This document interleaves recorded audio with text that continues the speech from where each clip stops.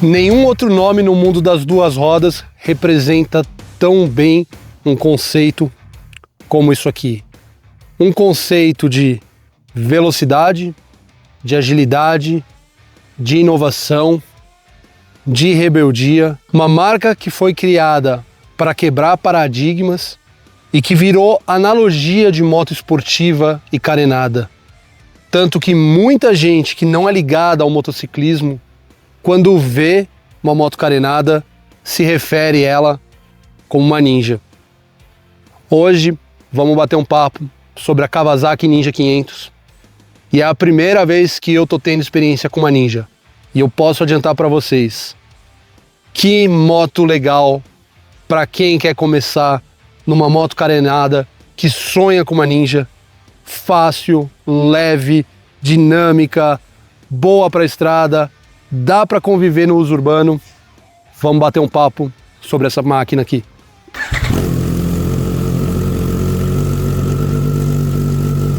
O que eu vou te mostrar nesse vídeo hoje? Vou contar um pouco da história de como a Ninja e esse conceito surgiu.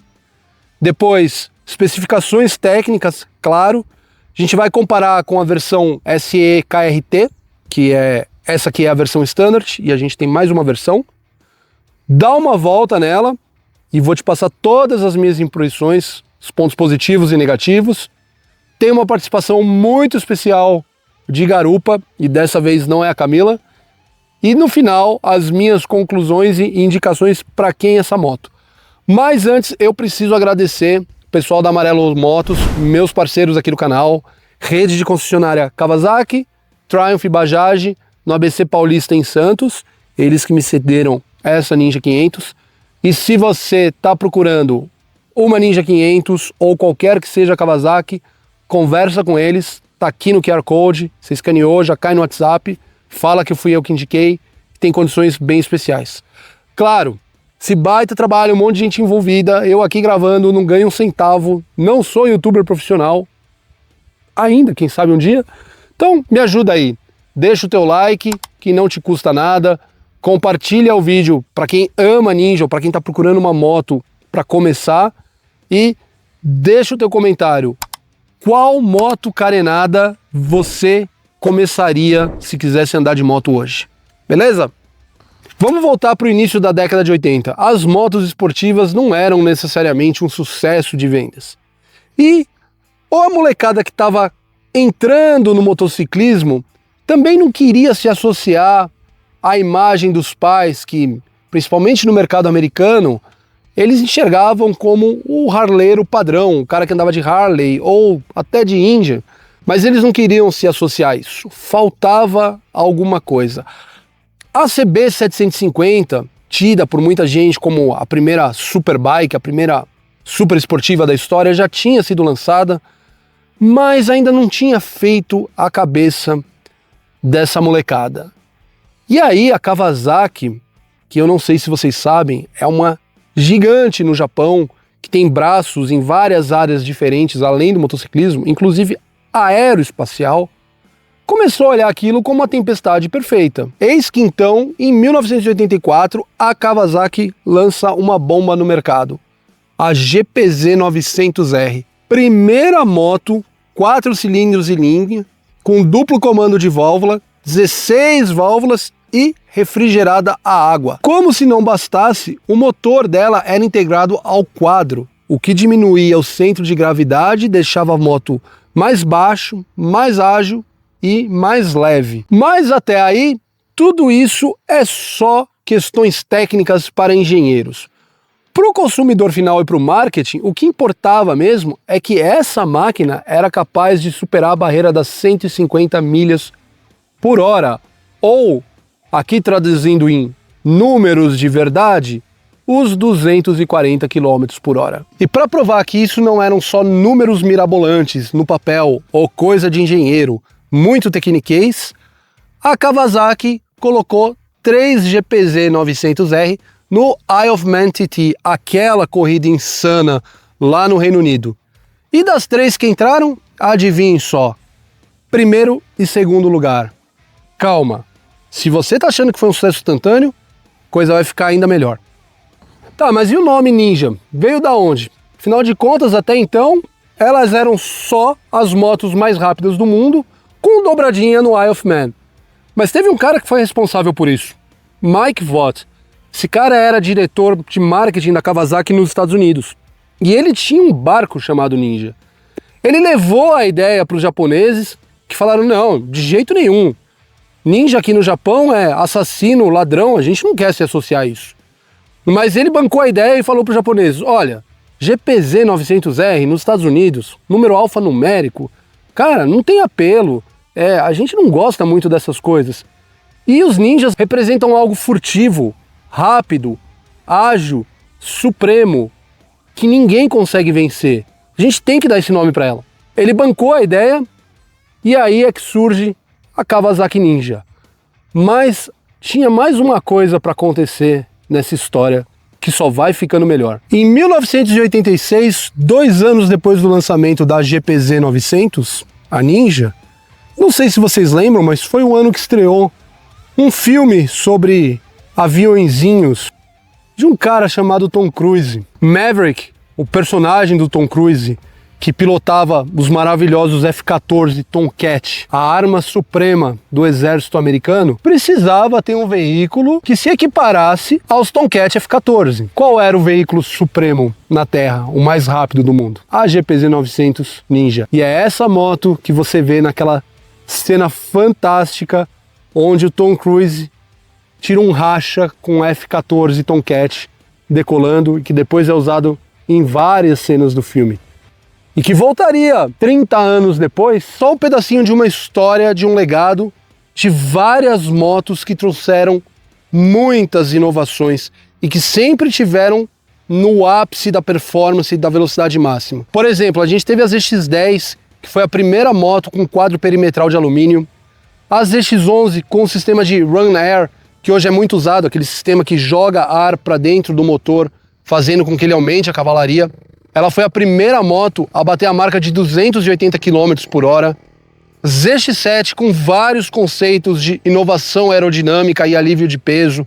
Depois a ZX-6 636, que está aí até hoje, que dominou a classe dos 600. E o mais legal, a linha Ninja, ela tem as ZX, que são as super esportivas, mas elas nunca abandonaram as Sport Tourings, que é o caso dessa aqui, que é o caso da própria GPZ, que hoje ela está muito mais ligada, se você olhar para o conceito de moto, a Ninja 1000, que agora é 1100, e a ZX-14, que é uma Sport Touring. Aliás, a ZX-14, que é uma moto pouco lembrada, porque se fala muito da Hayabusa, mas foi ela que, quando lançada, disputou a coroa do top speed de performance com a Hayabusa. E aí, quando a Kawasaki quer fazer as loucuras dela, né, ela ainda traz um negócio chamado H2R. Porque, bom, se a gente vai ficar disputando qual é a mais rápida com a Hayabusa e ninguém acredita que é a ZX-14, vamos acabar com essa brincadeira logo. E aí eles pegam um motor de 1000 cilindradas, 4 cilindros, colocam um supercharger para andar a 400 por hora.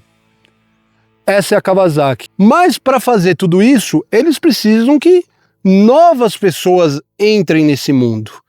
E é aí que eles tiveram a grande sacada de ter ninjas para iniciantes, que foi o caso da Ninja 250 de 10, 12 anos atrás, que virou Ninja 300, que depois é descontinuada e eles lançam a Ninja 400, e essa aqui é uma evolução da 400, porque na realidade ela tem 450 cilindradas. Mas é uma moto que, em relação à Ninja 400, ela traz muito mais ergonomia, ela traz uma faixa de trabalho de potência e torque que é muito mais utilizável, e a gente vai entrar nesses detalhes agora. Vamos cobrir a ficha técnica dela. Falando do motor dela, aqui são 451 cilindradas num bicilíndrico paralelo de 180 graus, que geram 51 cavalos a 10.000 RPMs e 4,3 kgfm de torque a 7.500 RPM. Ela conta com ABS. No freio da frente, a gente tem um disco simples de 310 mm com pinças de pistão duplo Nissin. Na traseira, disco simples de 220 mm com uma pinça Nissin de duplo pistão. As suspensões dianteiras são garfos telescópicos não ajustáveis, e aí ela tem 41 milímetros de diâmetro e 120 de curso. Já na traseira são 130 de curso, 41 de diâmetro, e a gente tem só ajuste de pré-carga. Conjunto de pneu que vem nela é o Dunlop Sport Max, na frente na medida 110, 70, 17, e na traseira 150, 60, 17. O legal é que tudo isso é muito bem dimensionado para o tamanho dela, porque a gente tem aqui 1.375 milímetros de entre-eixo, que faz dela uma moto compacta, com uma altura de assento de 785 milímetros. Então olha só como eu fico em cima dela. A minha filha de 1,52 m conseguiu colocar o pé no chão, e o peso dela são 170 quilos. Então ela é uma moto muito fácil de manobrar, o que traz muita confiança para quem é iniciante. É claro que você precisa levar em consideração a questão da sua altura. Eu fiquei em cima dela ontem 3 horas, 1h30 na primeira pernada, a gente parou, tomou um café, e 1h30 para voltar para casa. Não me incomodou. Quando eu subi em cima dela a primeira vez, quando ela chegou para mim, eu falei, não vai dar certo, ela vai me incomodar. E aí eu lembrei da R3, falei, puta, mas como é que eu andava na R3? Porque as dimensões são iguais, e a R3 foi a minha primeira moto. Mas por incrível que pareça, ela não me incomodou. É claro, acho que é meio difícil você querer fazer viagens muito mais longas que isso, se você tem uma estatura mais de 1,80 m. Para quem tem menos que isso, cara, não vai incomodar nada. Vou mostrar aqui para vocês o painel dela. E aqui a gente começa a falar das diferenças também dessa versão Standard para SE.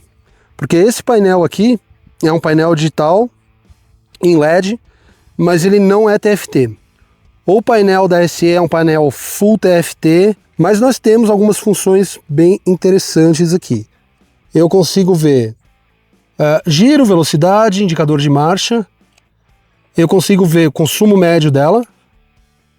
Eu tenho autonomia, porque a moto está desligada, vocês não vão conseguir ver. Odômetro, trip A, o trip B e o consumo em tempo real. É legal que ela tem também um modo eco, que ela vai te indicando qual a melhor faixa de trabalhar para ela ficar econômica.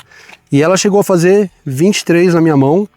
Eu acho que sendo alguém mais leve e menor, eu no caso tenho 1,85 e 90 quilos, acho que é uma moto que você consegue fazer na faixa de 25 sem muito esforço. Ela tem iluminação de LED nos faróis e também aqui na lanterna traseira, porém os piscas LED só na versão SE KRT. Outras diferenças entre essa versão, a Standard, e a SE KRT, a primeira delas e mais óbvia é a pintura.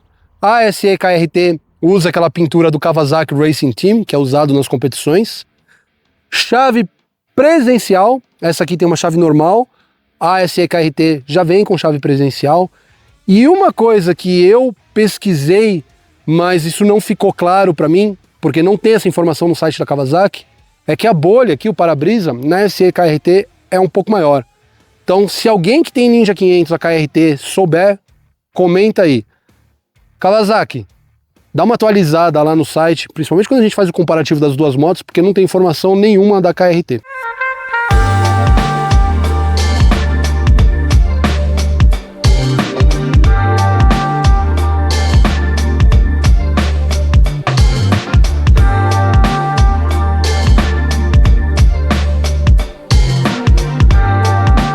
Claro que vocês querem ouvir o som, né? Então vamos lá.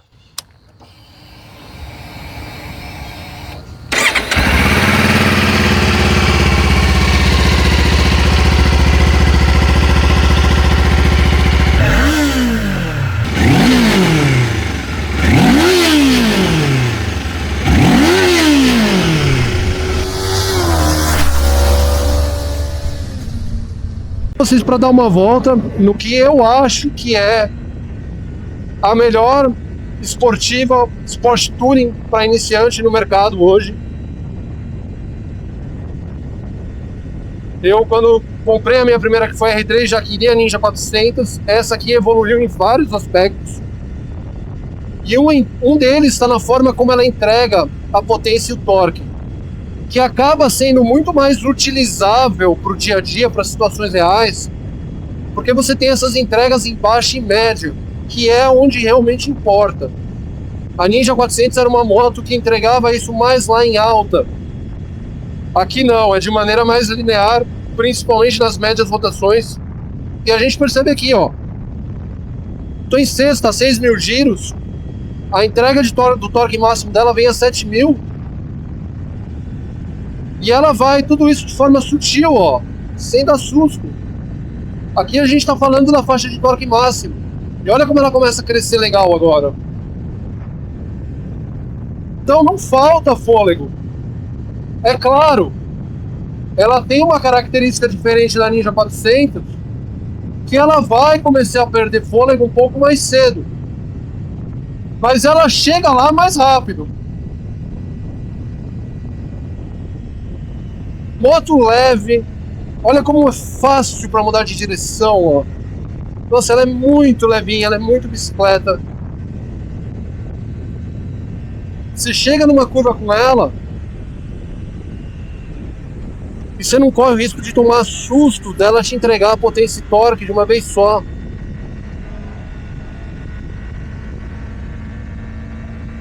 Olha que delícia. Tomar cuidado aqui que o asfalto ainda tá meio úmido.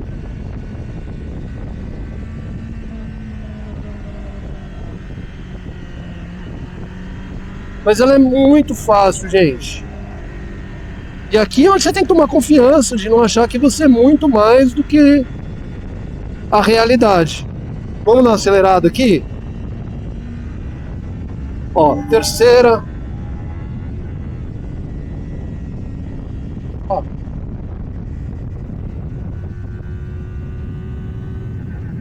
Cortou. Quarta. 150, 160, quinta. Percebam como depois dos 10 é onde ela vai perdendo fôlego. Mas é uma moto. Você vai conseguir chegar no top speed de 180, 190. Aqui eu tô numa subida. Então isso não vai acontecer. Mas você carenando e sendo um pouco mais leve que eu, moto que chega aos seus 190 por hora. Ó.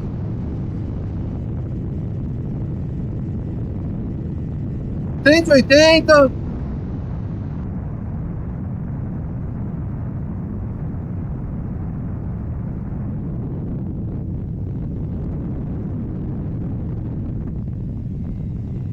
Aqui em velocidade de cruzeiro, 120, 130, eu que tenho 1,85 começo a sentir o vento do meio do meu queixo para cima. Quando eu careno aqui, cara, vocês não sentem nada, vai embora. E olha só, 180, 170, vai bater 180, subida.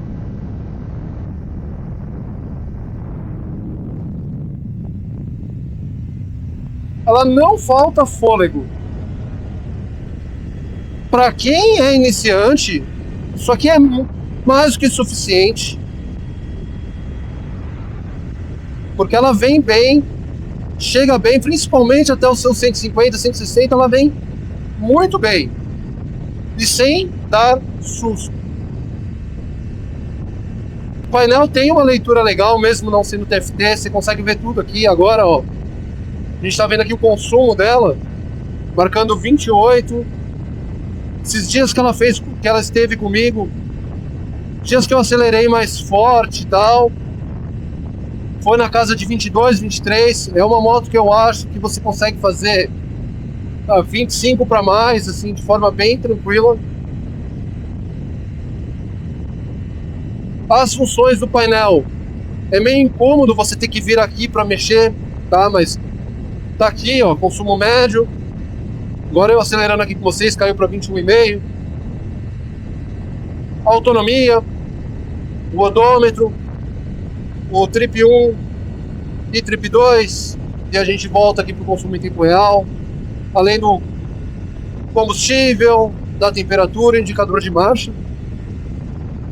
Como eu mencionei, eu com 1,85 fico numa posição que eu achei que fosse me incomodar muito mais do que ela realmente me incomodou. Não estou falando que é uma moto que você vai pegar e passar a rodar 500, 600 quilômetros com ela no dia, principalmente se você tem uma estatura maior, mais de 1,80 m. Mas eu fiquei 150 quilômetros em cima dela, que sem descer, e não tive câimbra, não tive incômodo.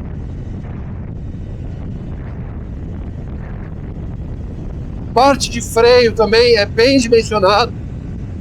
Vou mostrar aqui para vocês, ó. Dá uma freada, ó. Freia bem. O ABS ele atua de forma sem assustar, e eu achei isso interessante. Então, outras motos que eu peguei, numa freada mais brusca você sente bastante, principalmente o manete, mas também o pedal vibrando bastante pela atuação do ABS, né? E aqui eu achei mais sutil, achei ele mais moderado.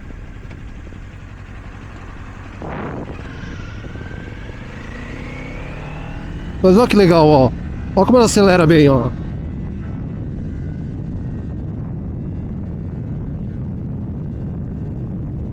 Ó, já estamos aqui a 140. E de forma comedida, dosada. Sem a moto querer sair do chão, sem você brigar com a traseira, nada disso. Ela é uma moto bem versátil. Então você consegue viajar e acompanhar motos maiores em velocidades de cruzeiro de forma bem tranquila, sem sentir grandes efeitos de vento, sem ficar inseguro. Os freios são bem dimensionados. Sensação de manete dela é ok, não tem nada demais, não é sensível, também não é brusco. A embreagem assistida deslizante aqui faz um ótimo trabalho. Não teve nenhuma vez que eu reduzi mais forte com ela e tomei algum susto. Tem um trabalho aerodinâmico muito bom, inclusive quanto a vento lateral, que é uma coisa que aqui nesse trajeto eu estou bem acostumado a sofrer. Com a Trident eu falei disso, com a Scrambler. E aqui, apesar do entre-eixos mais curto, eu estou sentindo bem menos. Então é uma moto que você se sente bem estável em cima dela. Quero agradecer de novo meus parceiros Amarelo.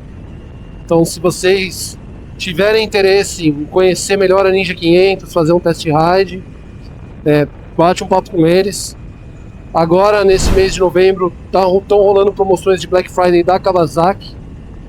Então, escaneia aí o QR Code, cai direto no WhatsApp e vai conhecer mais sobre o que está rolando lá. Valeu, galera do Amarelo.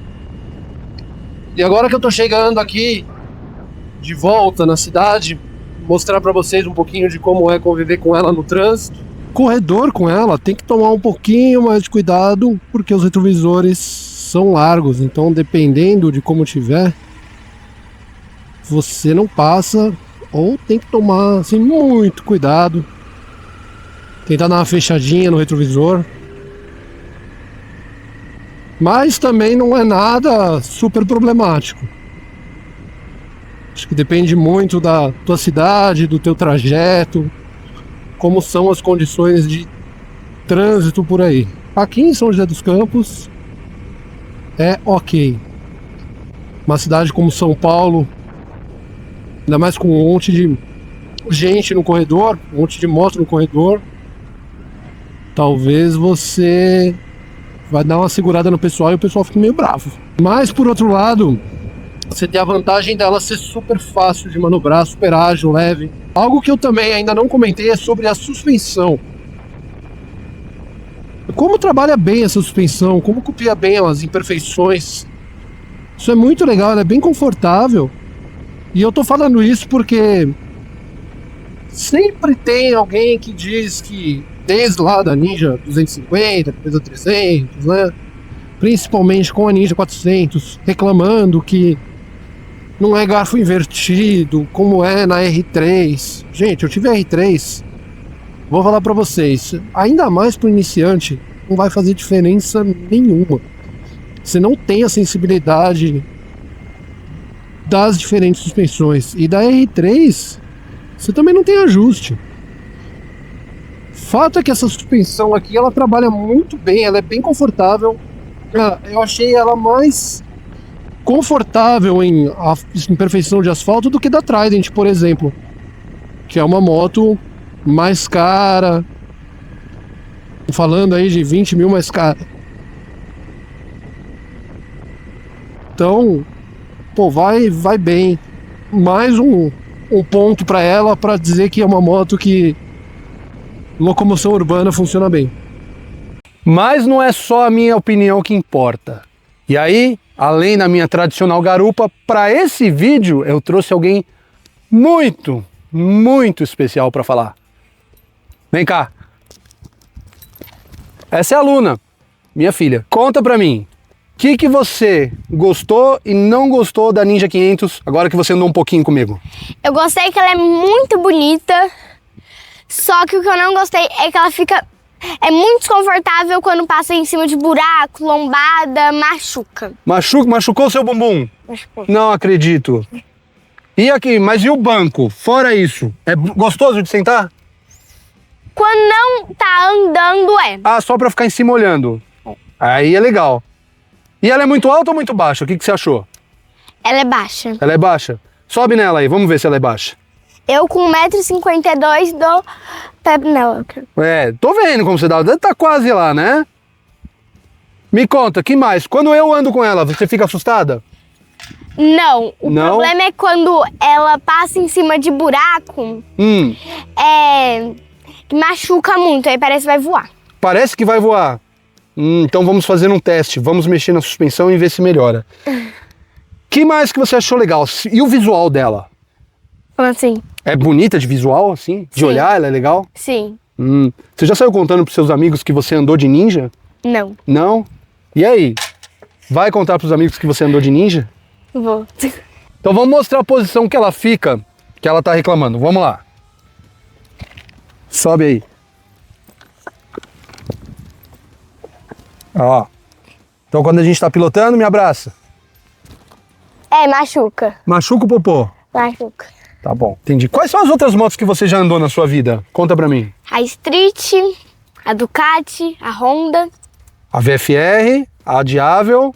Isso. Qual que é a mais confortável de todas? A VFR. VFR, né? Você acha que os papais deveriam ter ninjas? As crianças iam ficar mais felizes com uma ninja na garagem? Depende. Por que depende? Porque se a criança souber andar, pode ser desconfortável, igual eu tô falando. Entendi. Então tá aí, pessoal. Opinião dessa grande expert em motos aqui, a minha expert mirim. E na medida do possível, ela vai participar aqui para dar a opinião mirim dela nas motos. Obrigado, viu? Foi um prazer rever a senhora. Muito obrigada. E para quem é a Ninja 500? É principalmente para quem tá afim de começar a andar de moto e sonha com uma moto carenada, com uma moto com uma pegada um pouquinho mais esportiva. Para quem quer resgatar aquele menino que ficava sonhando vendo as ninjas lime green passando na rua e acelerando, cara, aqui é a tua oportunidade de começar. Uma moto que é baixa, leve, fácil, com motor super linear, com uma faixa de torque que trabalha bem para 90% do teu uso, que é baixa e média, te entrega isso sem dar susto. E ó, uma coisa que a gente tem que falar aqui é agradecer todos os dias o trabalho que a Kawasaki faz aqui no Brasil. Enquanto outras muitas marcas, especialmente das japonesas, não estão nem aí para o nosso mercado, a Kawasaki tem 6 opções de Ninja, Deve ter a 7ª, porque eles devem voltar com a Ninja 1000, né, que agora vai ser 1100, acompanhando a Versys. Mas enfim, você tem Ninja 300 que eles trouxeram de volta, justamente para deixar um preço ainda mais acessível. Ninja 500, Ninja 650, que é a outra moto de entrada. Essas todas na linha Sport Touring, né, que é um pouco mais confortável, você não fica tão curvado. E aí, como eu falei, deve voltar a 1100, que é uma bela Sport Tourer. E você tem a linha ZX, que aí é a pegada mais agressiva. ZX4, 400 com 4 cilindros, um som lindo. ZX6 e ZX10, que é o ápice da Kawasaki. Exceto a H2R, mas essa nem vem mais para o Brasil e não era homologada para rua, né? A não ser a versão H2, que também não vem mais para o Brasil. Então, é uma moto para quem quer começar, é uma moto para quem quer evoluir. Então, assim, tá a fim de fazer track day, treinar na pista, puta, essa moto vai te atender super bem. Tem um seguro ok, dependendo da tua região. Moto carenada, sempre o seguro vai ser mais caro, porque as carenagens são caras. Então, ó, isso aqui é muito importante, coloquem protetor de carenagem, verifiquem qual para não ter problemas numa queda de estragar motor, quadro, mas é bom ter. Então assim, gente, uma moto que é muito fácil, muito divertida. Eu saí com os amigos no final de semana, a gente pegou a serra, um de multistrada, outro de MT-09, e eu falei para eles, falei, olha, para se divertir sem medo na serrinha, para você poder abusar um pouco mais no sentido de tentar um pouco mais inclinar e tal, isso aqui vai te divertir demais, tá? Então, agradecer aos meus parceiros da Amarelo Motos. Se você tá interessado numa Ninja 500, tá aqui o QR Code, bate um papo com eles. Vou falar sempre, eles não são só meus parceiros, mas eu comprei a minha moto com eles e a gente desenvolveu essa parceria por conta disso. Então, cara, eu super recomendo a Amarelo. E também dá uma salva de palmas para Kawasaki, porque quem é a outra marca com 6 opções de carenada, com 2 custom, com crossover, com moto off-road, cara, a linha da Kawasaki é sensacional. Espero que eles continuem esse trabalho de expansão aqui no Brasil. Puta, valeu Kawasaki. Quando eu enfim resolvi andar de moto, eu tinha certeza que eu queria uma Ninja 400 para mim. Acabei não comprando por falta de concessionária na região e por condições especiais que a Yamaha oferecia na época com a R3. E eu fui muito feliz com a R3. Mas, por que eu queria a Ninja 400? Porque eu acho que o grande legado das Kawasaki's Ninja, não só para mim, mas para todo mundo, é trazer esse espírito de inovação, de esportividade pura, esse sonho de resgatar aquela coisa do moleque que fica alucinado com a moto carenada, verde, chamativa, linda e barulhenta que passa na rua. Kawasaki para mim é isso, é a busca da velocidade pura, do top speed, da inovação associada à confiança e ao efeito de mais legal, de coisa cool, que vem lá desde o Top Gun, quando a gente viu o Maverick disputando corrida numa GPZ 900 na primeira Ninja com um Tomcat F14. Gente, se vocês gostaram do vídeo, deixa o like aí que não custa nada, me ajuda muito. Compartilha o vídeo com quem está em busca da primeira moto e sempre sonhou com uma carenada. Inclusive eu tenho um guia aqui para ajudar a escolher a primeira moto, mas essa aqui seria a minha opção hoje, sem dúvida nenhuma. E comenta, você começaria com uma Ninja 300, 500 ou a 650? 3 ótimas motos para você começar com um pezinho na esportividade. Valeu, até mais!